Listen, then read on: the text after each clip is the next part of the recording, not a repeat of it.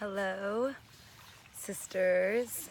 My name's Adriana, and I'm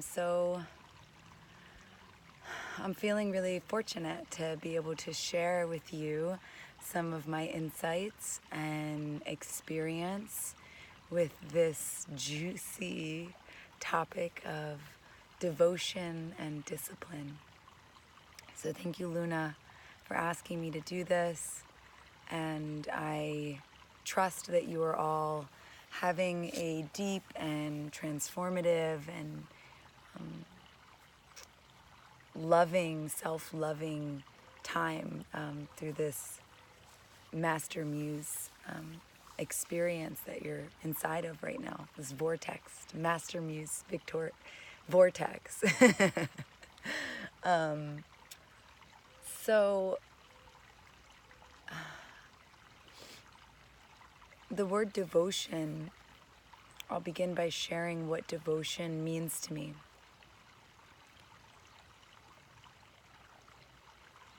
When I was in India, in one of my favorite places, it's kind of a secret place, like no one knows about it except for a lot of Indians. But there's not really any, there's never any tourists there. It's a very tiny village in the state of Maharashtra, and it is the home of the Samadhi shrine of a saint that in my lineage, in my yoga lineage, this saint in particular is known. And so I've gone on pilgrimage there four times, I guess. I was gonna say a few, but it's been four. And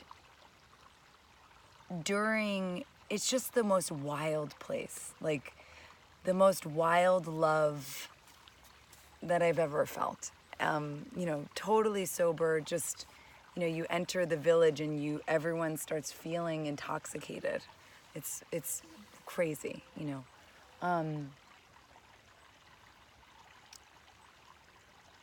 And when we visit the temple, and so pilgrims, there's a sect of people called Warkaris, and these pilgrims, they walk and they travel for months to go to this shrine, to Yaneshwar is the name of the saint, to Yaneshwar's shrine. And sometimes they would refer to Yaneshwar, the saint, as Mauli, which means mother. So even though he was a teenage Maharashtrian Indian boy who was enlightened, they referred to him as the mother. And you feel that when you're in this place. And so Yaneshwar, gave teachings mostly through bhajans, which were devotional songs and hymns. And his main message was that God was not something outside of you, that God is something inside of you and inside of every person. Because in that caste system and things like that, it's like certain things are only reserved for Brahmins and priests, and there's so many rules. There's so many rules.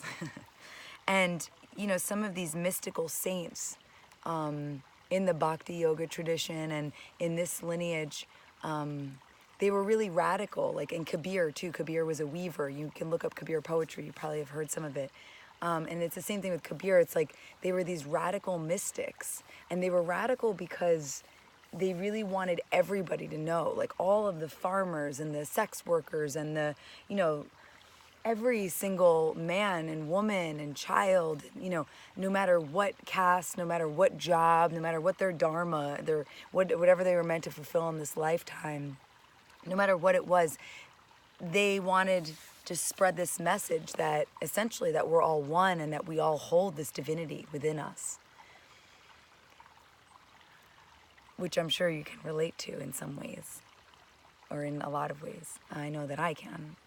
And so in this town, going to visit this temple that, people spend months and months traveling to, this is a huge journey for a lot of them, and showing up, and like I said, even just being in the small village, you feel you just start feeling like you're on acid, you know, and like some people start getting anxiety because they actually are just feeling a lot of energy in their heart. And I had gone a bunch of times in a row, you know, and so it's just amazing, you know, to have this experience.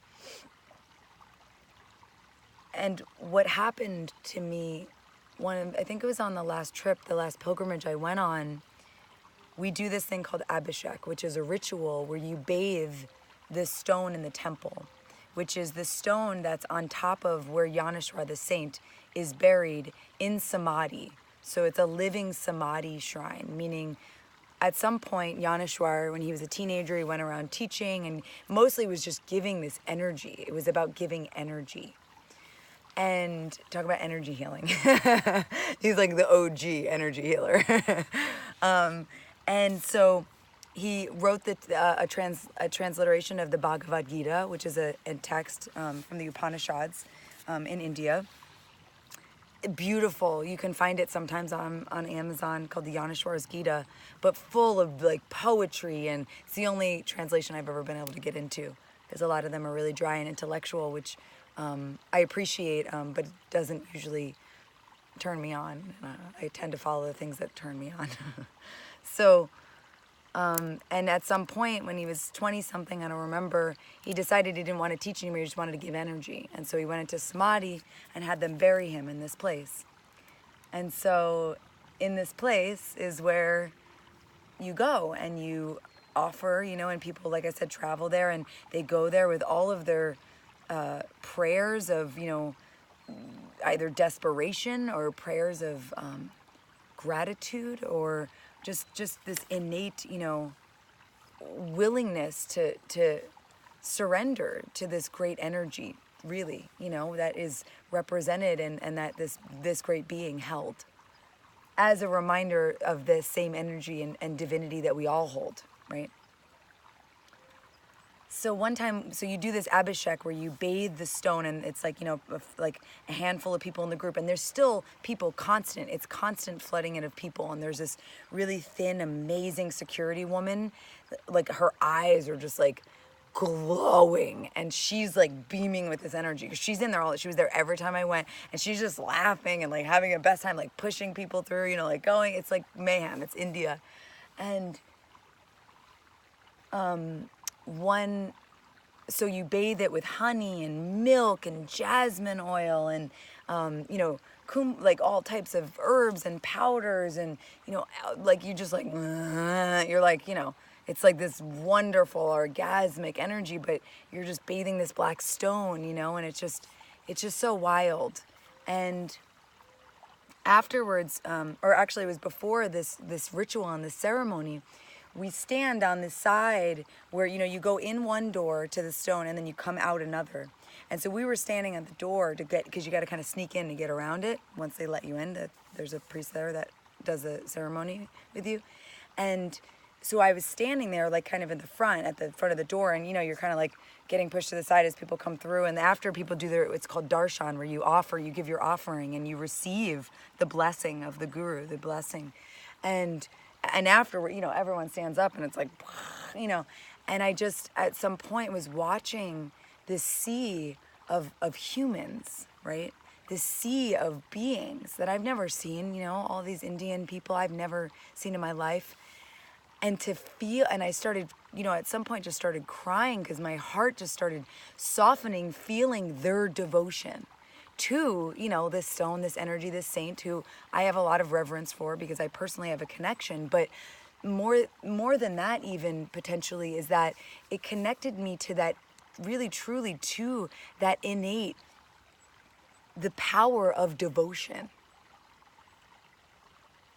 And it's a little bit hard to articulate, you know, the same way that love is, that it really only translates through poetry and music, because it's a feeling, right? And it's a deep, deep feeling, and a state, you know, more than anything else. And I just remember feeling, you know, all of these people's hearts and their prayers, and, you know, and it wasn't even about, you know, the saint or the place or the da-da-da-da, you know, even the ritual, you know, it was about the people. And it was about their hearts just so willing, to receive the blessings.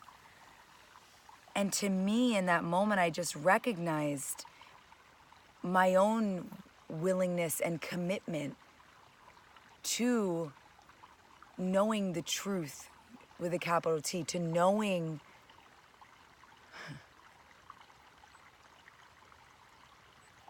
who we really are on the deepest level, and to knowing that love that I've, craved my whole life. And I'm sharing this story with you, and I hope it's okay, because it was a long story, maybe. But I feel like, to me, more than, my ideas necessarily about these things, and your ideas about these things, are really our experience of them and how those experiences live in us. And you don't have to go to India, and you don't have to go anywhere, you don't have to do anything, but the opportunity and the invitation is to joyously, as much as we can, enjoy this process of devotion that includes sacrifice, that includes discipline, that includes receiving. To me, that's the feminine. That's the power that emerges from the tenderness of feeling so much, of being so willing to be, just head on the stone, or being so willing to feel your own heartbreak, feel your own grief, and the way that connects us to the depths of how we can love. It takes a lot of courage, and on my journey, it's taken a lot of support, and beautiful support. It's like why I'm so grateful to have had the experiences that forced me into a path of devotion, because even though a lot of those experiences brought me pain and do bring me pain,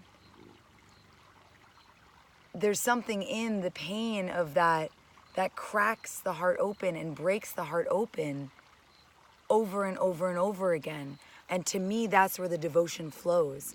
And in some other, traditions, and, that I've come from and that I've studied, some of these spiritual teachers, they didn't give out practices or even rituals. They almost invited you into a commitment. And that commitment was the discipline. So I'll give you some practical things because I know in our world, and I know on my own journey, I do lots of practical things in my life, and lots of, and I've done lots of practice and do lots of practice too. But I just think the essence of it really is that. And so that's why I wanted to share it. When it comes to ritual, nature for me is one of the ways that I come back into my devotion. And I'm sure many of you can, all of you, I'm sure, relate. When we're in nature, we feel our true nature. I mean, it's like, it's easy, and we need easy places, just like communities like the one that you're in is an easy and safe place for you to practice using your voice, practice uncovering the hurt that, is trapped in you, that's, keeping you from fully, radiating, your true creative self and your gifts and your service in the world. We need safe spaces. That's why we do this work. And it's fun to have these safe spaces. We meet good friends along the way in these safe spaces. Like you and I are friends now, even though I'm talking to the screen, we're sharing this friendship, and like you and Luna are friends, and Luna and I share this friendship. I wouldn't have any of that if I didn't enter this path that is sometimes really fierce and hard, but so satisfying. So a lot of times in my life, I make it a point to really get to nature, and I live part-time in Los Angeles, and I've lived in Brooklyn, but I always make my way, even if it's, to the park or anywhere, and I'll do some sort of offering. And, what I'll do is I'll just, start to feel into my surroundings, and just really paying attention to the plants that I'm around, There's some sage here. I don't want to peel it off because I don't need it. I can just bless us. But, and doing some sort of offering, you can leave. And sometimes I'll bring, when I do ceremony with women in nature, we'll bring, flowers and we'll set up. I know Luna does this so beautifully, and set up some sort of, mandala or just anything. It doesn't have to be pretty and perfect and Instagrammable, I'm a messy person. I don't do that stuff so well. I love it and I admire it and I think I have a good sense of things. But, I'm messy and dirty and, it could be, some sticks, and honoring, where you are in that very moment and honoring everything that has happened on that land before you got there. So, it could be so simple. And I think when it comes to discipline, I have to show you the clouds. Sorry. I think when it comes to discipline, so good.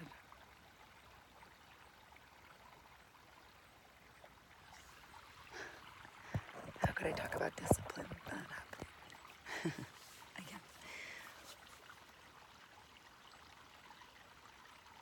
I think it's really important to find what you love. I've never been somebody, for years and years, I went to the Tibet house and I slept through those meditations and I went to, Against the Stream, Dharma punks and, there were so many, and then I was taking millions of yoga classes and, there were so many things that I tried, that I slept through, that I was bored through, that weren't working and, but to really find the thing that works for you, I think is a huge piece of the discipline aspect because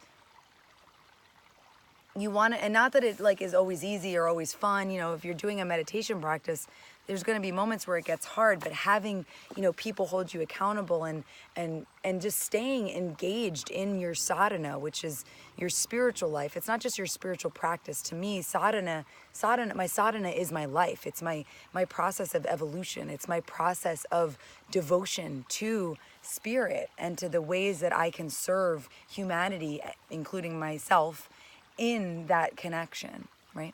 So, finding something that you really love, and also finding really good people that can hold you accountable, so that way when you want to give up and you want to tap out, you can be loved in that space too, because it's important to be loved in all phases, of our sadhana, and to be loved without judgment.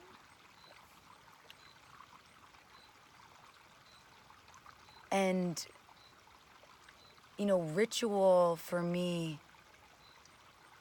it just brings in presence. And that's the last, piece I was going to share about. Presence and the power of presence. Ooh, that whole story of that saint, to me, that energy that I felt there, that I feel not in the same way, but I feel is everywhere and in every being. To me, that's presence. To me, that's unconditional love is presence. When we're inside of presence, unconditional love becomes more and more available. And it's really this journey of becoming present and of honoring presence, honoring where we are, honoring who we're with, listening. And the power of that is tremendous. The power of presence, I feel, is what heals us. Whether we call it Shakti, which is the energy healing in the yoga tradition, in the, Indian traditions, or it's, Reiki.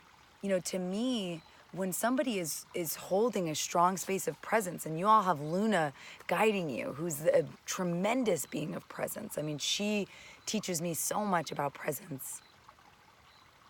is really that we have to be willing to face our own shit in order to be inside of that presence. Because if we're afraid of everything inside of us, we're going to be afraid, most likely, of everything inside of someone else. And it's really hard to be present. And it's a process. I mean, my process of being present with others, you know, and not just falling into when they're experiencing something like traumatic, not falling into my own trauma and then trying to support them from that place. I mean, it's a process. It's a, you know, it's a practice. You know, presence is a deep, infinite, and juicy, you know, practice of, I feel, living in alignment with the soul and what that deep innocence in you is, that is still there, that has been covered up, you know, by many things that we experience in life. And getting back into that essence, that true essence, that soul, that divinity. I feel the power of presence connects us to that. And I feel that our passions can oftentimes be the thing that connects us to that power of presence. And that's why when it's someone's dharma to, you know, be a musician or an artist, and, you know, that art, you know, music, I mean, it heals, you know, we know that, right? Poetry, writing, you know, speaking, sharing, you know, from these deep places, it heals. It's presence, you know, even right now, there's a certain level that I can speak from through the training that I've gone through to be present with where I am, to be vulnerable with sharing my experience or sharing what I feel could be useful and that I pray and hope is useful for you. So I'll end there. So if you're watching, take a couple breaths with your eyes closed. And just breathe in to the desire in you and to the devotion in you to that presence, to that power of presence and tenderness and that passion that can lead us to greater presence and to all the grief and the suffering that also takes us into a greater place of presence with our lives, with life, with one another, with death.